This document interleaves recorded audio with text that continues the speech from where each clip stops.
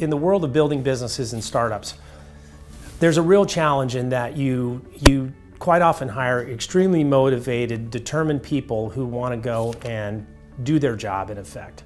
For the most part, people understand their individual responsibilities and have a good sense of their daily marching orders, if you will.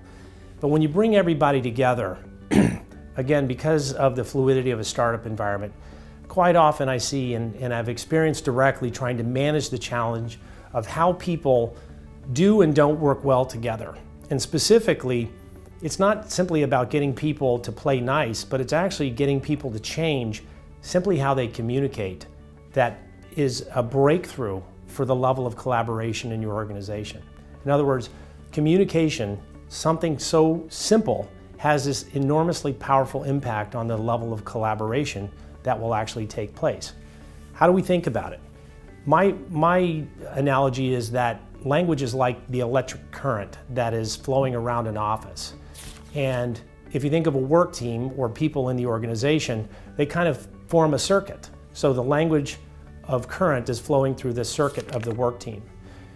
The problem happens when people interrupt that circuit or break it in the parlance because of the literal use of language that expresses their disconnect or a way in which they're not collaborating with other people.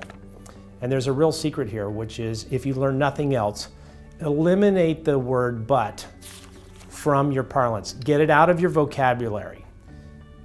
What you'll discover is that even in cases where people disagree, eliminating the reference to the word "but," which I call a circuit break, will bring people around to having to find a different way of expressing constructively where they disagree and what to do about it.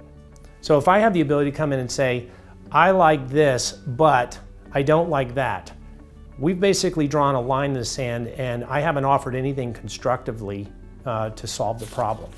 If I come in and I say, I don't like this and I think we ought to do something different, and instead, well, now I'm contributing and now I'm part of the solution, and we're now in a collaboration state. So again, think of language like that current, avoid the faults that break the current, and try to eliminate the word "but" as a simple recipe for all your meetings. I think you'll get much further ahead and have a greater time with the team.